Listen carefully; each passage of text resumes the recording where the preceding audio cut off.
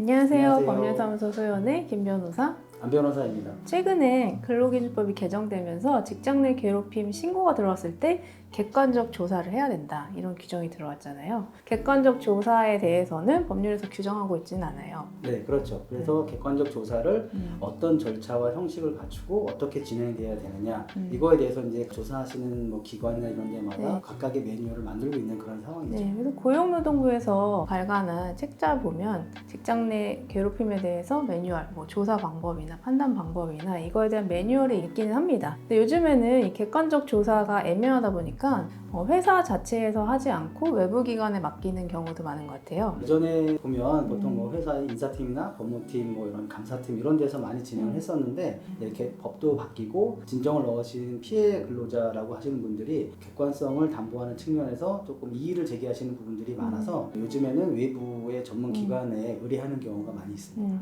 그래서 저희가 생각해 볼 때는 이게 약간 수사기관에서 조사받는, 뭐 진술 조서를 받는 그런 절차랑 조금 비슷한 것 같아서 그 절차를 좀 참고해서 이렇게 조사자분은 이렇게 진행을 하시고 진술을 받으시는 분은 또 이렇게 진술을 하시면 도움이 되지 않을까 해서 오늘 그거에 대해서 조금 얘기를 해보고자 합니다. 어쨌든 이 절차는 뭐 특정한 어떤 사건이 있었는지 없었는지 사실관계를 좀 밝혀내는 절차잖아요. 그렇죠. 아무래도 뭐 다른 거는 다 차치하고 피해를 봤다고 하는 피해 근로자분께서 진정을 넣고 이런 절차가 진행이 되기 때문에 조사를 하는 그 기관 자체, 뭐 조사자나 조사위원이나 이런 데서는 객관적인 사실의 진위 여부를 밝히는 것이 무엇보다 가장 중요합니다.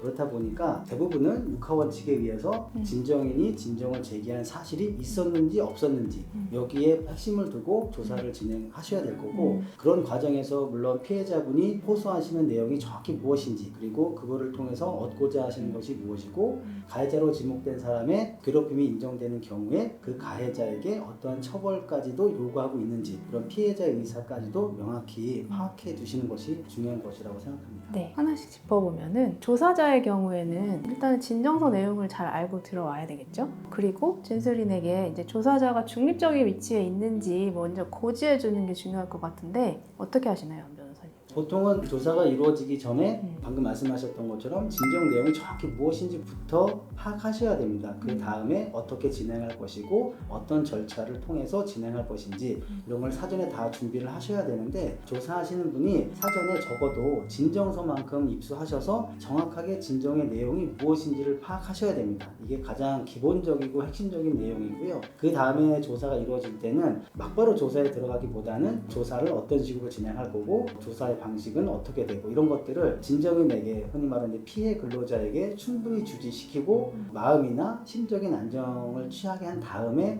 조사를 진행하는 것이 좋습니다. 사실 진술인 입장에서는 진술인이 피해자라고 한다면 어쨌든 외부 기관이든 조사자가 이제 회사 입장을 대변하지 않는가 이런 우려가 있기 때문에 사실 그 조사자한테 좀 적대적인 감정 뭐 이런 걸 가지게 되는 경우가 많은 것 같아요. 그래서 이런 우려를 좀 불식시키고자 미리 아까 말씀드린 대로 저희는 중립적인 위치에서 공정한 입장에서 조사를 하는 것이다. 이런 걸 고지해 두시면은 좀 마음이 안심이 되실 것 같습니다. 그 다음에 이제 조사자가 질문을 할 때 수사기관에서 조사 참여 많이 해보셨잖아요. 예, 많이 해봤죠. 조사자가 질문을 할 때 조금 주의해야 된다. 이런 점 있을까요? 제가 앞서도 말씀을 드렸는데 조사자의 가장 기본은 어떤 감정적인 것을 배제하고 실제 진정을 제기한 그 사건이 과거에 존재했었는지 없었는지 그 진위 여부를 파악하는 것이 가장 기본적인 임무라고 할 수 있는데 그런 과정에서 개인적인 호기심에 의해서 질문을 한다든지 혹은 2차 가해가 될 만한 불필요한 질문을 한다든지 그렇게 함으로 인해서 사실관계를 밝히기보다는 피해자로 지목된 사람에게 또 다른 2차 피해를 가하지 않도록 하는 것이 가장 중요합니다. 그리고 앞서 말씀드린 객관적인 사실이 발생했었는지 안 했었는지를 밝히기 위해서는 가장 기본적인 방식은 육하원칙에 의해서 진정 내용을 하나하나 살펴보는 것입니다. 사적인 감정이나 호기심에 의한 질문은 가급적 자제하시는 것이 중요합니다.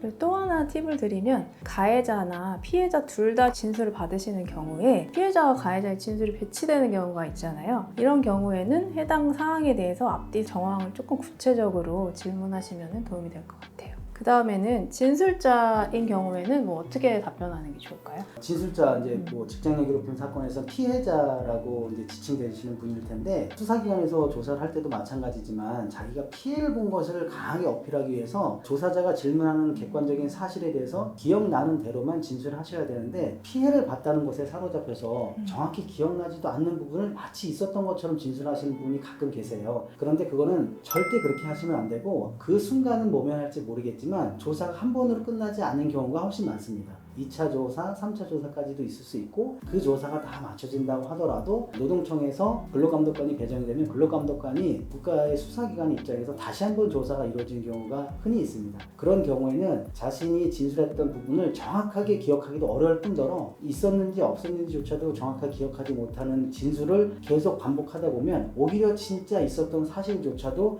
왜곡돼서 표현되는 경우들이 있거든요. 그럼 결과적으로 정말 자기가 피해를 보고 피해를 구제받아야 되는 입장임에도 불구하고 진술이 엇갈리고 신빙성이 떨어진다는 이유로 피해를 제대로 보상받지 못하는 그런 상황까지 갈 수도 있습니다.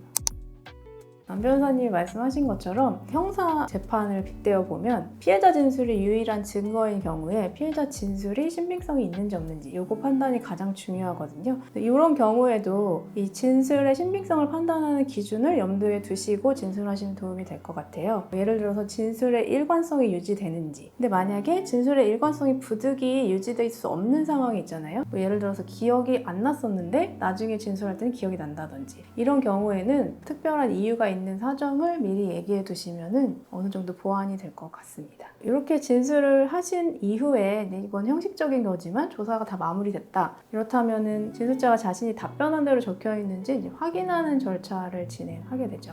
방금 말씀하신 것처럼 조사하는 내용이나 실체적인 면도 중요하지만 조사라는 것이 어차피 그 조사의 기록을 보존하는 것도 중요하거든요. 조사를 시작하기 전에 어떤 신분 확인이나 절차적인 내용을 고지하고 절차를 진행하는 것도 중요하지만 정상적인 조사를 다 마치고 나서 그 조사에 기재된 내용을 확인하고 보존하는 방법도 꼭 염두에 두셔야 되거든요. 흔히 수사기관에서 하실 때는 조사를 다 마치고 나서 진술하신 분의 서명을 받고 내용을 다 확인한 다음에 서류가 또 누락되거나 그럴 가능성이 있기 때문에 서류 사이사이를 이제 간인한다고 하는 그런 절차까지 다 갖춘 다음에야 조사 절차가 완벽하게 종료가 되는 건데 이 직장 내 괴롭힘으로 인한 조사 방법도 마찬가지입니다. 조금 전에 말씀드린 것처럼 조사 내용이나 이런 방법까지도 다 염두에 두셔야 되겠지만 다 마치고 나서 확인하고 보존하는 절차도 꼭 지키셔야 되는데 대부분 이제 하시는 방법들은 방금 전에 제가 말씀드린 것처럼 조사 내용을 진술한 분이 다 한 번씩 확인을 하고 확인이 다 끝난 다음에는 서명하시고 서류 사이사이를 다 확인할 수 있도록 간인 절차까지도 맞추어 두어야